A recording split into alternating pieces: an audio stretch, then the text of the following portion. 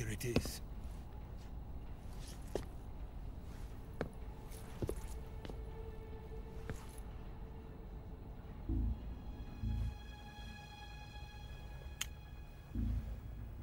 You can count on me. What about the philosopher's legacy? I don't know anything about that. What are you? Are you trying to kill me? What's the matter?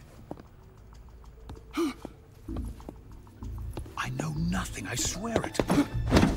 No one but the Colonel knows of the legacy. I see. No, don't! Oh.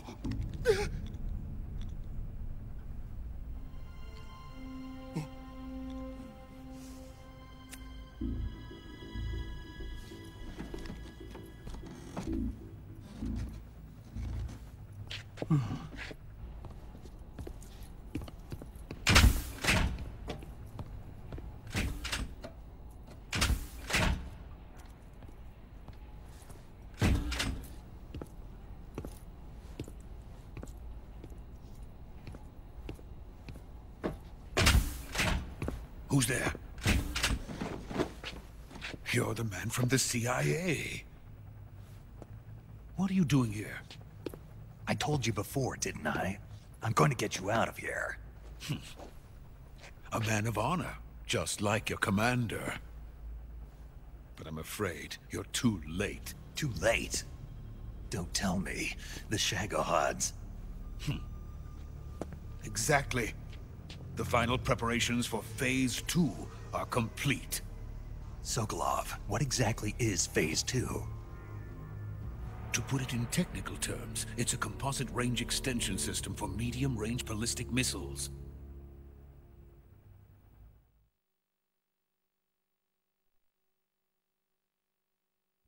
The Shagohod was originally designed as a tank that could launch nuclear missiles from any type of terrain. There was just one problem we couldn't figure out how to solve. The ICBMs we have today are simply too big for the Shagohod to carry. But the military would not hear of it. They demanded a weapon that could launch a nuclear missile directly into the American homeland. That is when I came up with the idea for Phase 2. But there's no way you could load an ICBM onto the Shagohod. So how'd you do it? By accelerating the Shagohod itself. Accelerating it? In Phase 2, a rocket booster unit is attached to the frame of the Shagohod. The unit incorporates the same technology used in the Vostok rocket that sent Major Gagarin into space. Using this booster, the Shagohod can achieve a land speed of over 300 miles per hour. That monster can go more than 300 miles per hour? Yes. And from this state of accelerated motion, it launches a nuclear missile. So, the Shagohod acts like the first stage of a rocket. Yes, precisely. The range of the missile launched by the Shagohod thus increases from 2,500 miles to 6,000 miles. 6,000 miles? That's enough to strike anywhere in the United States. Not only that, with the Shagohod, there's no need to construct giant silos like the ones used to house ICBMs. All you need is a runway about 3 miles in length, or its equivalent.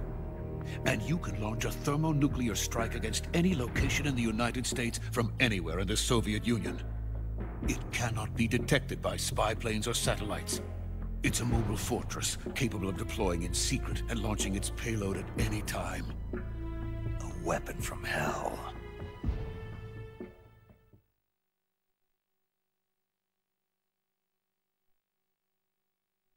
A completed prototype now sits in the hangar. At present, it is the only one of its kind. But Volkin is planning to mass-produce them based on that prototype.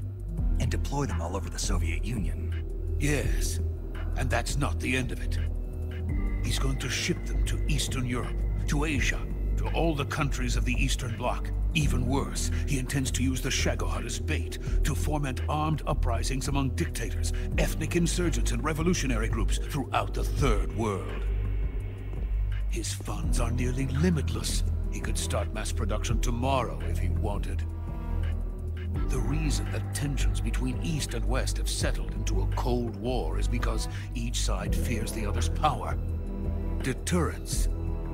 The idea of using threats to keep one's enemy in check is the perfect word to sum up this state of affairs. But the Shagohod goes far beyond the level of threat. It will render the concept of deterrence utterly meaningless. If such a weapon is unleashed on the world, it will not be long before all nations are engulfed in conflict. The Cold War will end, and the entire planet will be consumed by the fires of war. Vulcan and the Shagohod will be at the center of it all.